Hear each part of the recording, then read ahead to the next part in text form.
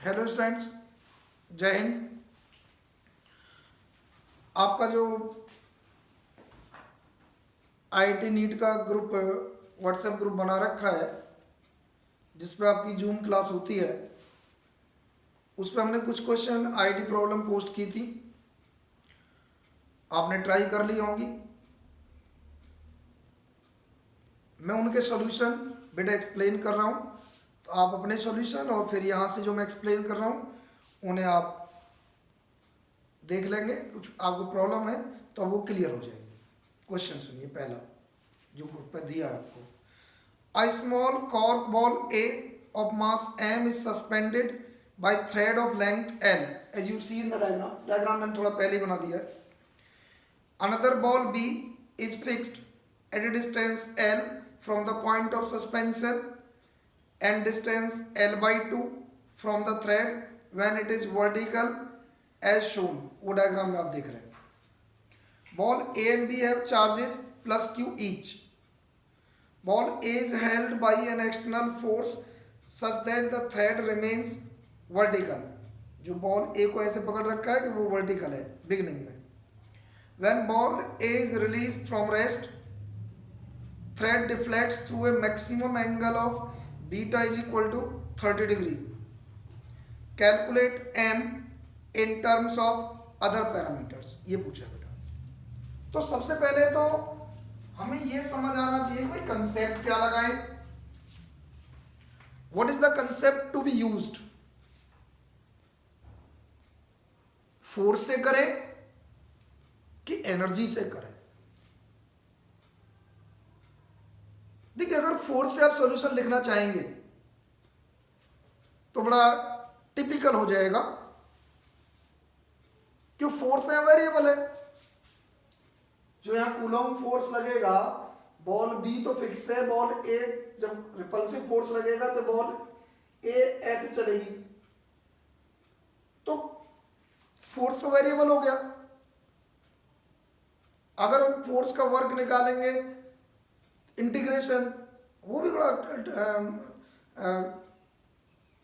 Tough task हुआ। We will try this problem by using energy conservation. इस समय system पे जो एनर्जी है, इस बॉल पे तो कोई फर्क नहीं पड़ रहा है, तो जैसे पहले थी वैसे ही रहनी है। ये वाली बॉल है, ग्राउंड लेवल है, अब यही मान लीजिए। तो सिस्टम में केवल एक एनर्जी है, इलेक्ट्रोस्टैटिक पोटेंशियल एनर्जी, क्योंकि इसकी ग्रेविटेशनल एनर्जी पर तो कोई फर्क ही नहीं पड़ेगा पूरे प्रोसेस में। जहां है वही फिक्स है, पोजीशन चेंज नहीं हो रही, तो ग्रेविटेशनल पोटेंशियल एनर्जी क्यों चेंज होगी। ये वाली बॉल कूलॉम रिपल्सन से इधर आएगी, और उसने ये भी बता दिया कि 30 डिग्री डिफ्लेक्ट हो रही है, बीटा 30 डिग्री बोला है।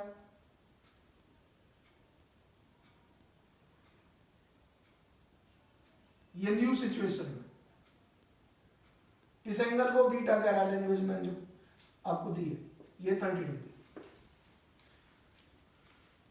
अब डायग्राम देख रहे हैं कि साइन अल्फा बराबर L by two upon L, 1/2 हो गया, यानी अल्फा भी आपको 30 डिग्री है, यानी ये लेवल सेम हो जाएगा।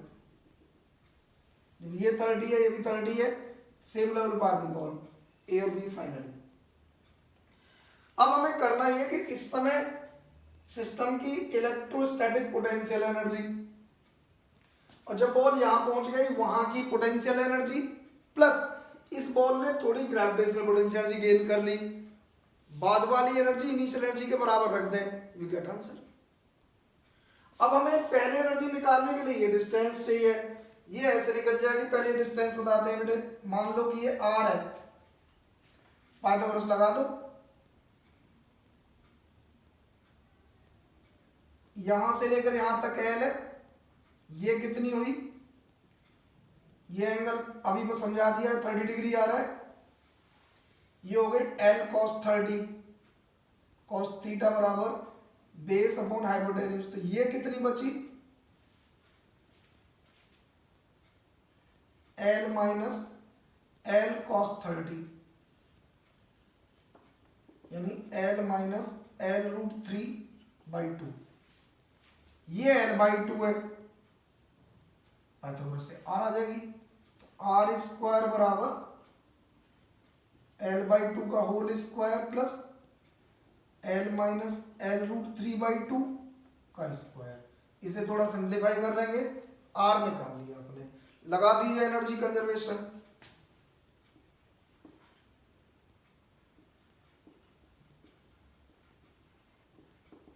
By conservation of energy, initial energy हो गई बेटे 1/4πε0। इलेक्ट्रोस्टैटिक पोटेंशियल का फॉर्मूला होता है 1/4πε0 Q1 Q2 by are. Q1 Q2 है, दोनों Q है, Q स्क्वायर बाई आर। आर बेटे आप खुद सिंप्लीफाई करेंगे, जो टर्म ये आएगा सिंप्लीफाई होकर उसे रख देंगे, इज इक्वल टू बाद की potential energy electrostatic 1/4πε0 Q square by ये डिस्टेंस L/2 ये L/2 ये होगी L प्लस ये हाइट हमें ये भी समझा रखी है, ये mgh, h माने L माइनस L√3/2। ये वाला टर्म इधर लाइए, r की वैल्यू यहां से रख देंगे, ये पूरे टर्म से डिवाइड कर दीजिए, m निकाल दीजिए, वही आंसर है। ये पूछा आपसे, इस तरह ये पहला क्वेश्चन है, और मैं समझता हूं आप सभी को ये समझ में आ गया होगा। Second question,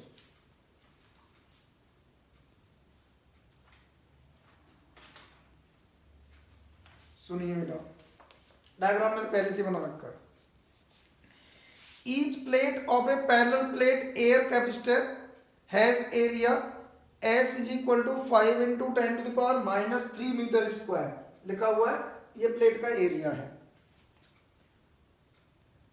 and are D is equal to 8.85 millimetre apart separation दे रखा है।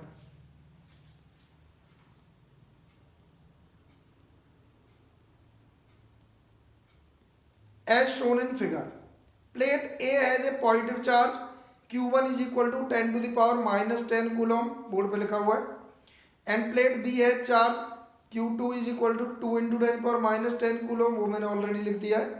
Calculate energy supplied by the battery of EMF E is equal to 10 volt when its positive terminal is connected with plate A and negative terminal with plate B। आपने battery का positive connect किया है A से और negative terminal connect किया है plate B से।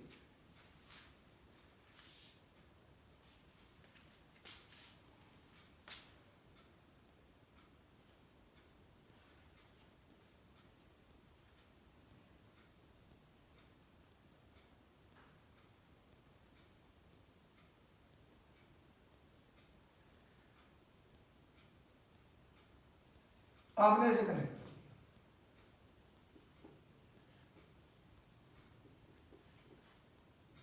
बोला कैसे करेंगे, सुनिए बेटा।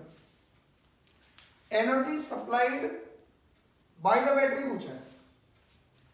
अभी मैंने जूल्स लॉ ऑफ हीट में पढ़ा दिया था और इलेक्ट्रो में भी पहले क्वेश्चन कराए।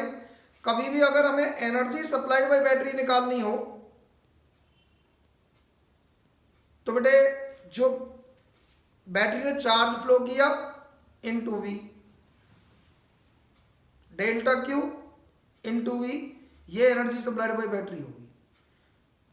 तो करेंगे जब हमने बैटरी कनेक्ट की उसके बाद उसने कितना एनर्जी सप्लाई की, इसका मतलब कि कनेक्ट करने के बाद चार्ज कितना फ्लो हुआ पहले ये निकाले ना, और चार्ज आ जाएगा तो डेल्टा क्यू इनटू बैटरी का EMF, वी गेट आंसर। पहले जो दिया है इसमें से कई ऑब्जेक्टिव क्वेश्चन बन सकते हैं। जैसे मान लो इसी क्वेश्चन में पहले वो ये पूछ ले कि भाई इस कैपेसिटर का चार्ज कितना है, तो पहली बात तो आपको बता दें किसी भी कैपेसिटर में अगर उनकी प्लेट के चार्ज Q1 Q2 हैं जो इक्वल हैं अनइक्वल हैं, सेम साइन के हैं अपोजिट साइन के, कुछ फर्क नहीं पड़ता। कंसेप्ट इज दिस कि जो बड़ा चार्ज है उसमें से दूसरा चार्ज माइनस करिए बाई 2, वो चार्ज ऑफ द कैपेसिटर माना जाएगा। यहां पर बड़ा चार्ज बेटा ये 2 × 10⁻⁻10, तो this charge minus this charge by 2 कर दीजिए, चार्ज ऑफ द कैपेसिटर आ गया। यानी इस समय अगर मैं चार्ज ऑफ द कैपेसिटर लिखूं तो हो गया 2 × 10⁻10 माइनस 10⁻10 बाई 2, तो ये बेटे आ गया 2 1 यानी 0.5 × 10⁻10 कूलम, ये चार्ज आ गया, ये चार्ज ऑफ द कैपेसिटर है। अब मैं कई सारे ऑब्जेक्टिव समझाऊंगा, ऑब्जेक्टिव क्वेश्चन समझाऊंगा इस अकेले सब्जेक्ट में, सुनिए ध्यान से। ये चार्ज ऑफ द कैपेसिटर जो आया बड़ी प्लेट पर, जिस प्लेट पर ज्यादा चार्ज था उसके अंदर की साइड में इतना पॉजिटिव होगा, यानी इधर जो चार्ज है ये क्यू है, ये वाले क्यू को, यहां इतना ही इस पे माइनस का होगा। कैपेसिटर कंसेप्ट है, facing charge equal and opposite होते। इसके इधर जो चार्ज है वो 2 × 10⁻10 कूलम हो गया, माइनस क्यू, टोटल में से इतना माइनस कर। इस पे इस साइड में कितना चार्ज है 10⁻10 माइनस माइनस क्यू, इतना चार्ज।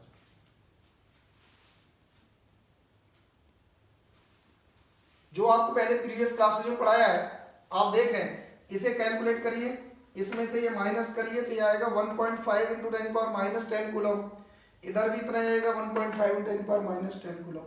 तो whatever be the charge given to the plate,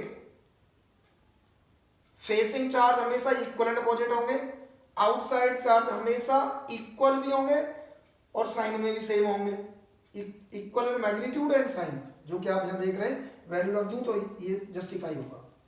ये सिचुएशन पहले थी, अब तुमने बैटरी कनेक्ट कर दी। जब तुम बैटरी कनेक्ट करोगे तो फाइनल जो चार्ज है बैटरी कैपेसिटर पे, कोई भी चार्ज था, फाइनल चार्ज जो बैटरी देगी वो तो Q × V होगा, C × V होगा। तो फाइनल चार्ज अगर हम निकालें कैपेसिटर का वो होगा CV, उसे कैलकुलेट कर लेते हैं। Final charge of the capacitor को मैं Q' मान लूं, Q' हो जाएगा CV, C की वैल्यू आप यहां से रख दोगे ε0 A/D, A माने एरिया, यहां उसने एरिया का सिंबल S लिया है, S, V माने वोल्टेज, ये चार्ज निकाल ली। ये जितना भी चार्ज आएगा आप वैल्यू रख देंगे ε0 S।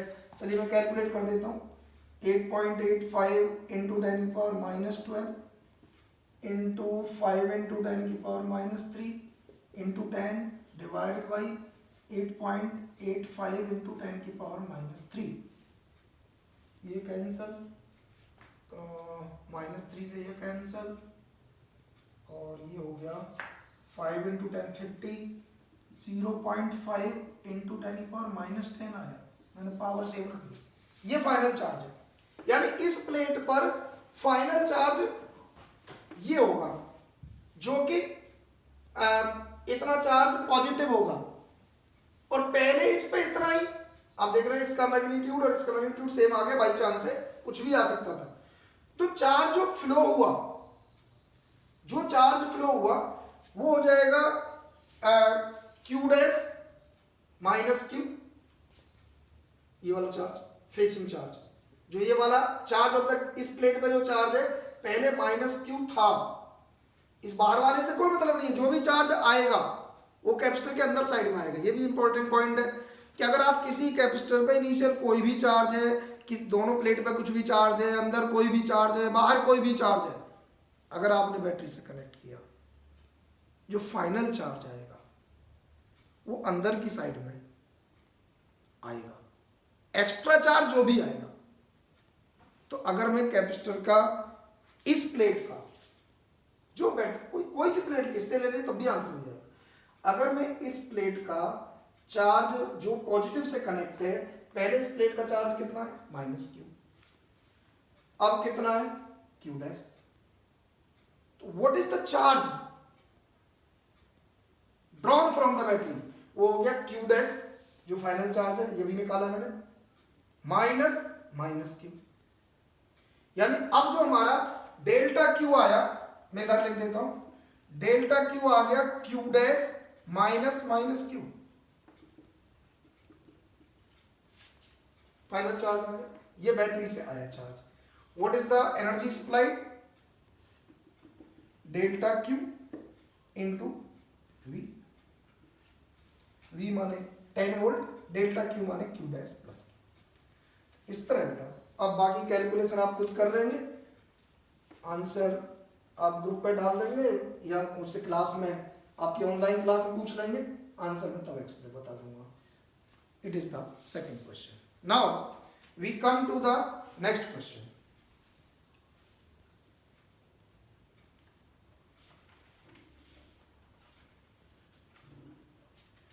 अगला क्वेश्चन डायग्राम मैंने पहले से बना रखा।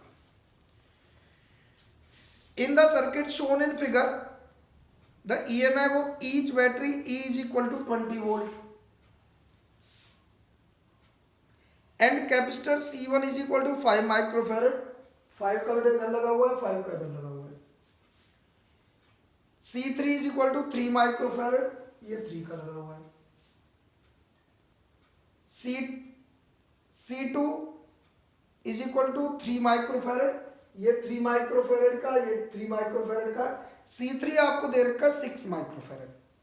Calculate charge on capacitor C3 when switch S is closed, यानी जब स्विच S को आपने क्लोज किया तो पूछ रहा है कि बताओ C3 पे कितना चार्ज होगा। And the steady state is reached, calculate also heat generated in the circuit. वो पूछ रहा है calculate the charge on capacitor C3 when switch S is closed. See here, जब आप स्विच S को क्लोज करेंगे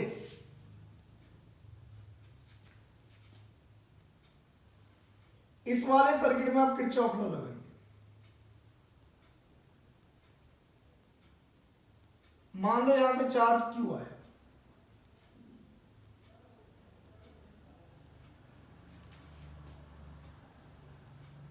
पहले स्टार्टिंग के चार्ज समझा दूं, वो तो आप बहुत आसान है स्विच वाला। मान लो किधर चार्ज आ रहा है Q2, बचा हुआ इस पे जाएगा, जब स्विच ओपन था पहले तब का समझा रहा हूं, इस पे जाएगा Q माइनस Q2 या सिंबल Q1 ले लीजिए, इतना ही इस पे आएगा,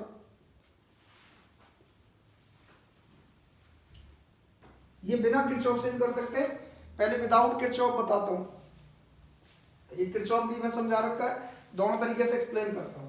किरचॉफ से करोगे तो Q upon C1 plus Q1 upon C2, ये वैल्यू दे रखी है, is equal to EMF 20 volt. दूसरी इक्वेशन ये वाली बना लो, Q upon C1 plus Q minus Q1 upon C3 plus Q minus Q1 upon C2 is equal to E। इन दोनों इक्वेशन को सॉल्व कर लो, Q1 आ गए, Q1 आ गए तो ये सबके चार्ज आ गए। अब इसका शॉर्टकट बता देता हूं, कोई जरूरत नहीं, बिना किरचॉफ के हो जाएगा। इसका शॉर्टकट ये होगा, आप देख रहे हैं इन दोनों में सेम चार्ज है, ये हमें दे रखा है 6 और ये दे रखा है 3, 6 और 3 सीरीज में, इनकी कैपेसिटेंस निकालेंगे 6 इंटू 3 अपॉन 6 प्लस 3 2i, 2 और 3 पैरेलल में 5 आ गया, C1 हमारा 5 है, 5 और 5 सीरीज में 5/2 आ गया, 5/2 में मल्टीप्लाई कर दो E से, 5/2 Q बराबर आ गया 5/2 इंटू 20,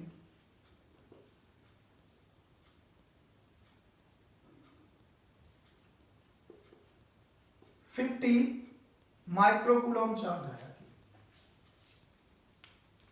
अगर मैं इन सबके चार्ज शो करूं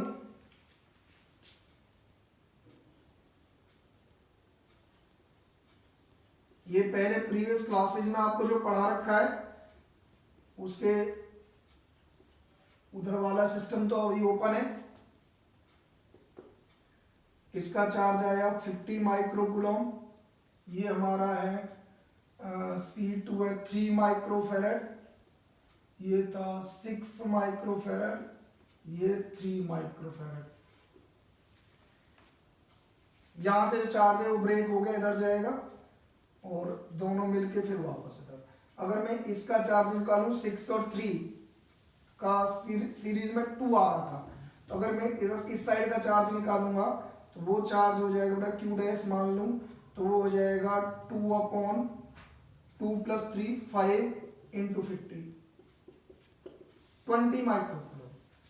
इस पे बेटे 20 आया, इस पे बेटे 20 आया, इस पे टोटल 50 था, चाहे निकाल लो या डायरेक्ट लिख सकते हो, यहाँ 30 आया। ये डिस्ट्रीब्यूशन हो गया पहले। इस पार्ट की मुझे सेकंड में जरूरत पड़ेगी जब हीट पूछेगा हो, तो पहले मैंने ये चार्ज निकाल दिए, आपको समझ आने चाहिए। नहीं तो जो पहले मेथड बताया किरचॉफ, उससे भी कर सकते हो, उसकी भी इक्वेशन लिख देता हूं। आप यूं गए सर वो डायरेक्ट ही बता दिया, Q/C1 + Q1/C2 20। एक बाहर की बना दो, Q/C1 Q - Q1/C3 + Q - Q1/C2 बराबर 20। इन्हें सॉल्व करो तो भी चार्ज आ जाएंगे। तो ये बिना हमने किरचॉफ के कर दिया, ये किरचॉफ से सॉल्व करेंगे तो भी चार्ज आ जाएंगे। सबके चार्ज आ गए।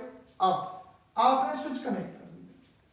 देखिए जब आप स्विच कनेक्ट कर देंगे तो ये सर्किट हो गया, ये एक सर्किट हो गया। आप देख रहे हैं सिमेट्री बन रही है इस लाइन के आउट। इसके इधर जैसा सिस्टम है वैसा ही एग्जैक्टली इधर सिस्टम है। ये पॉइंट और ये पॉइंट सेम पोटेंशियल पाएंगे क्योंकि सिमेट्री है। इधर भी EC1C2, इधर भी EC1C2। तो C3 पर फाइनली कोई चार्ज नहीं होगा अगर स्विच कनेक्ट कर दोगे, जबकि इनिशियली C3 पर चार्ज है ये 20 माइक्रोकूलम। फाइनली जो पूछा उसने कि स्विच कनेक्ट करें C3 पे कितना चार्ज होगा, 0। फिर समझाता हूं बेटा 0 कैसे आ गया। चाहे तो किरचॉफ लगा लो, यहां का चार्ज इस सर्किट में फ्लो करेगा, इसका इसमें फ्लो करेगा। ये बेटे इस सर्किट में इसमें कोई चार्ज फ्लो ही नहीं करेगा। या यूं देखो जो डॉटेड लाइन के इधर का पार्ट है, इधर का पार्ट सिमेट्रिक है, तो जैसा जो पोटेंशियल इस पॉइंट पे आएगा वही पोटेंशियल इस पॉइंट पे आएगा क्योंकि सिमेट्री है दोनों तरफ। और जब एक कैपेसिटर की दोनों इस साइड का प्लेट का और इस प्लेट का पोटेंशियल सेम है, पोटेंशियल डिफरेंस 0, चार्ज कैसे आएगा, चार्ज 0 हो गया। यानी इनके फाइनल चार्ज निकालो C1 का C2 का, तो ये हमारा है 5 माइक्रोफेरेड और ये हमारा है 3 माइक्रोफेरेड। तो इसका फाइनल ये दोनों सीरीज में होंगे, तो 5 × 3/5 + 3 15/8, 15/8 × 20, इसका चार्ज आ गया, इसका आ गया।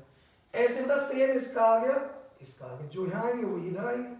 अब आपको पांचों कैपेसिटर के बाद के चार्ज पता है।